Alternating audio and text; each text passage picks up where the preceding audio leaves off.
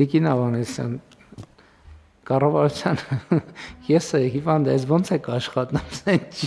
սեն չի լինի։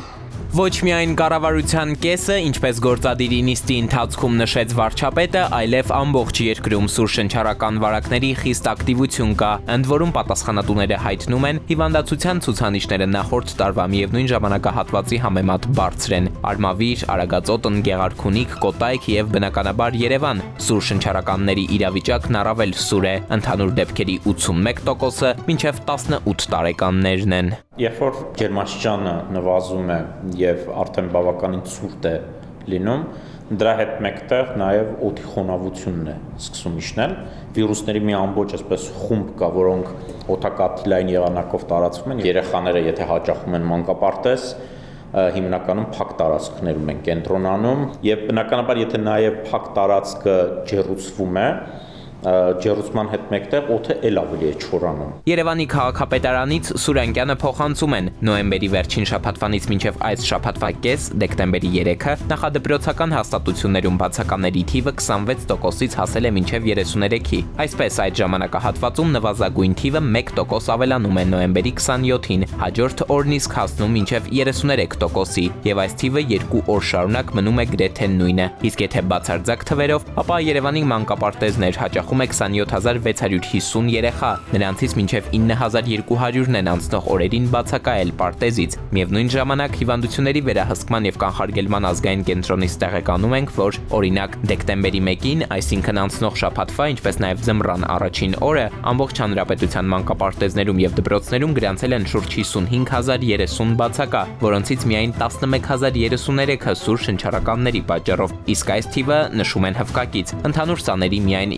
2.3%-ն է։ Արձագանք առողջապահության գլխավոր պատասխանատուից նախարար Ավանեսյանը Facebook-ում գրեց. Հայաստանում շրջանառվում են գրիպի A տեսակի H3 ենթատեսակի հարուցիչներ, բայց ցանկն այստեղ չի ավարտվում։ Կան նաև այլ շնչառական վարակներ՝ ռինո, ադենո, բոկավիրուսներ, պարագրիպ եւ կորոնավարակի հարուցիչներ։ Ախտանշաններն են բարձր ջերմությունը մինչև 40 աստիճան, հազը, քթահոսությունն ու մկանախոդացավերը։ Սուր շնչառական վարակների սեզոնին կրթության, գիտության, մշակույթի եւ սպորտի նախարարության հետ համատեղ նախադպրոցական ու դպրոցական հաստատություններում ներդրվել է համաճարակային ֆիլտր, որի սահմանաչափը գերազանցելու դեպքում ուսուցումը անցնում է հեռավար ձևաչափի։ Դեռ 2 շաբաթ առաջ արդեն գրանցվել էր Հայաստանի Հանրապետությունում այս վիրուսները, ինչը ենթադրում էր, որ պետք է կատարվեր համաճարակային բոլոր գործողությունները, որպեսզի վիրուսի տարածումը փակ տարածքներում կանխվեր, դպրոցներում, նախադպրոցական հաստատություններում,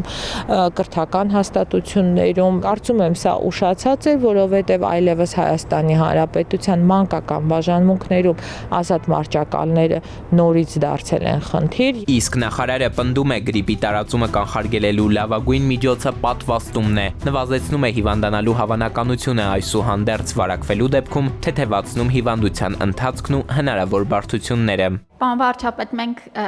պատվաստման հետ կապված առաջարկում ենք հենց վաղը կազմակերպել, որ չունենանք։ Բայց ուշ չի արդեն։ Չէ, ուշ չի դեռ։ Շատ լավ։ Ովքեր բուժման կարիք կա կբուժենք, ովքեր առողջ են կպատվաստենք։ Շատ լավ։ Բան չենք վաղվակցում։ Այսօր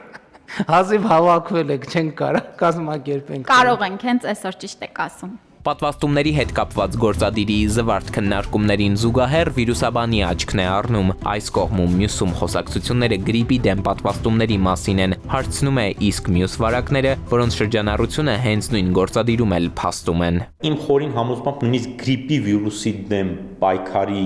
այս միջոցը պետական մարմինները արդյունավետ կերպով չեն իրականացնում։ Պոլիկլինիկաներ տանել պատվաստման խմբականակ եւ նստել սպասել, որ քաղաքացիները բարձր, այսպես գիտակցություն կդրսևորեն եւ իրենք իրենց կամքով կգնան ու կպատվաստվեն,